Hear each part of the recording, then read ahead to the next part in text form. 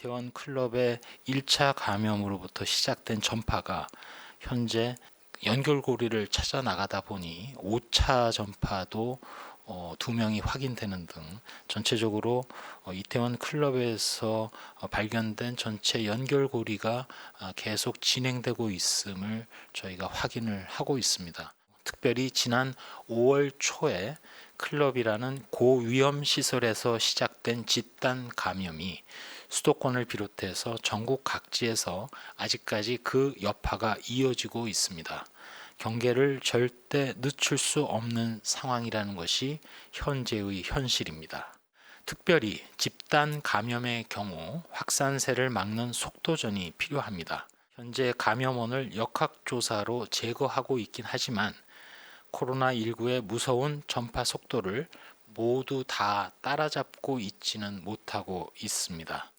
이번 주말에 모든 초중고 학생분들은 다중이용시설, 특별히 노래방, PC방 등의 방문을 금해 주시고 국민들께서도 지역사회 그리고 우리 학생들의 안전을 위해서 생활 속 거리두기 실천에 적극 매진해 주시기 바랍니다.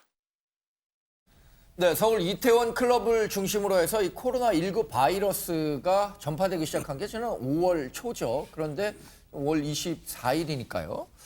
한 25일 만에 5차 감염이 이루어졌다는 겁니다. 5차 감염이라는 건 이제 5단계를 거쳐서 감염이 이루어졌다는 건데 방역당국에서는 이 5차 감염 사례는 처음 이제 우리나라에서도 확인이 됐다고 설명하고 있습니다.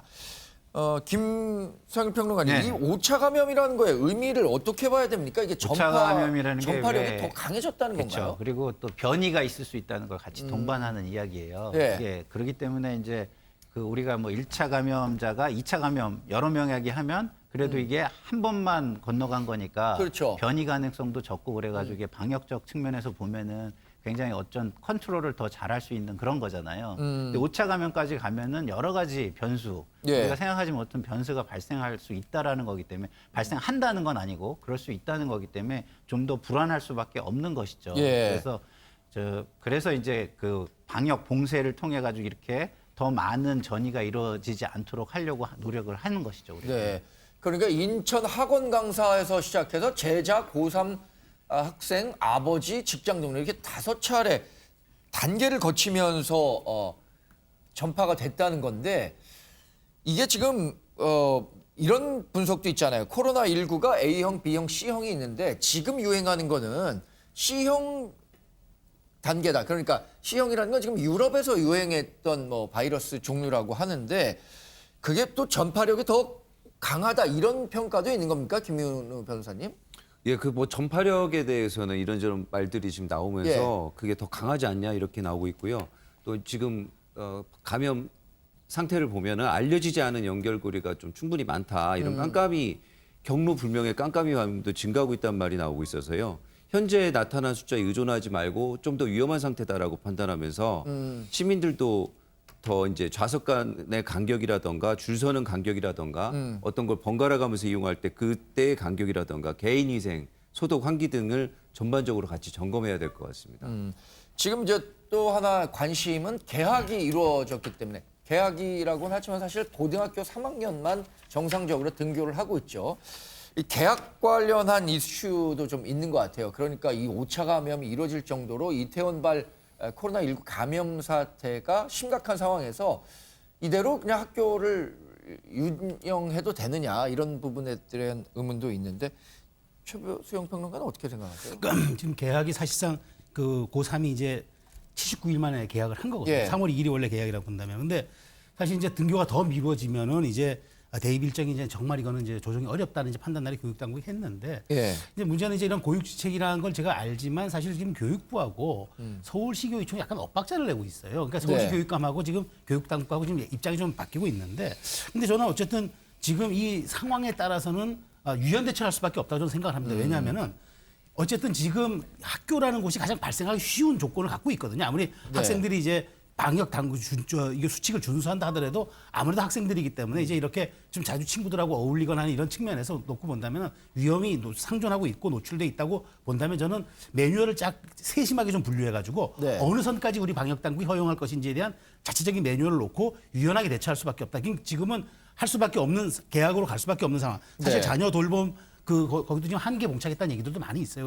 그러나 지금 그런 사회적 현상도 우리가 감안해야 되지만 기본적으로 여기에 대한 것이 더 학교라는 것이 이제 그 진원지가 되지 않도록 관리하는 아주 유연한 어떤 매뉴얼 확보가 저는 대단히 시급하다 저는 이렇게 생각합니다. 근데 그 최근에 이렇게 개학이 계속 순차적으로 미뤄지면서 9월 신학기론 뭐 이런 부분들도 사회적으로 좀 논의가 뭐 해야 되는 거 아니냐 이런 얘기들도 있어요. 장성철 평론가. 사실 그 우리가 세계적인 표준이라고 하는 거는 9월 학기죠. 전 세계적으로. 맞습니다. 우리가 일본을 따라서 3월에 학기를 시작하는 거 아닌가요? 그렇죠. 전 세계에서 지금 3월 학기를 하는 나라는 네. 대한민국, 네. 일본, 호주 뭐 이 정도입니다. 그래서 세 군데인데 결국에는 호주는 또 남반구에 있으니까 네. 거기는 또 이제 뭐 저희랑 달라요. 네. 계절이.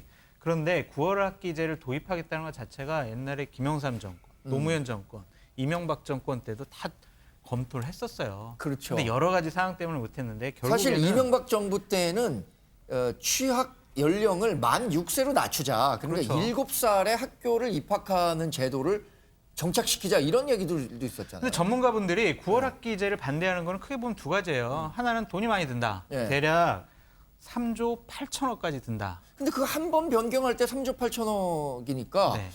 뭐든지 이제 뭐 개혁이라는 거 필요에 의해서 개혁을 할 때는 비용이 들기 마련인데 그렇죠. 사회적 공감대를 좀 한번 논의하기 위한 자료가 필요하지 않을까요? 필요하죠.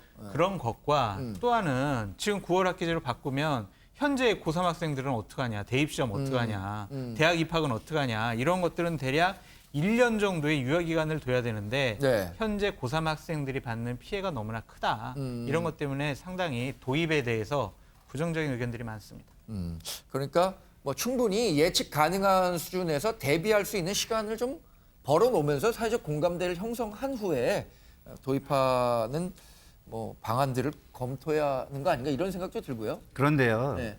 이게 그 평상시에 만약에 이걸 9월 학기로 바꾼다 그러면 굉장히 국민 정서도 그거를 거스르기가 어렵고 그다음에 경제적인 비용도 훨씬 많이 들지만 지금 어차피 코로나19 때문에 이게 모든 게 좀 멈춰져 있는 상태잖아요. 그러니까 사실은 정말 토론을 지금 이게 기회다고 생각하고 토론을 열심히 해서 9월 학기제의 장단점을 네. 신중하게 검토할 필요는 있을 것 같아요. 왜냐하면 지금 이 시기를 놓치면 진짜 9월 학기로는 영원히 못 갈 수도 있거든요. 그렇기 때문에 만약에 9월 학기로 가는 것이 괜찮은 거다라고 평가되는 부분이 있다면 요번에 굉장히 집중적으로 토론을 해볼 필요는 있겠다 이런 생각이 들어요. 그러니까 사실 우리 학기제가 약간 좀 그 이상하게 돌아가는 그쵸. 게 겨울방학 끝난 다음에 뭐 한 10일도 안 다니고 다시 봄방학하고 이런 거는 교육 일선에서도 그렇고 학생들 입장에서도 그렇고 비효율적이다라는 지적들이 계속 있는 것 같아요. 뭐 다 학부모 입장이니까 비슷한 생각 해보시지 않으셨습니까?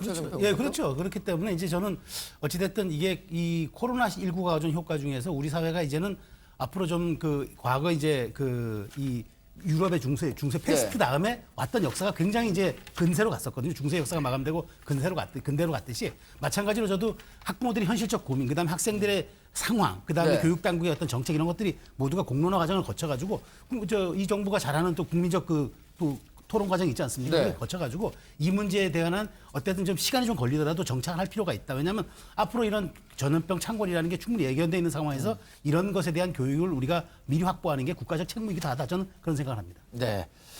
자, 다음 뉴스 살펴보도록 하겠습니다. 다음 뉴스의 키워드는요. 마지막 메시지입니다.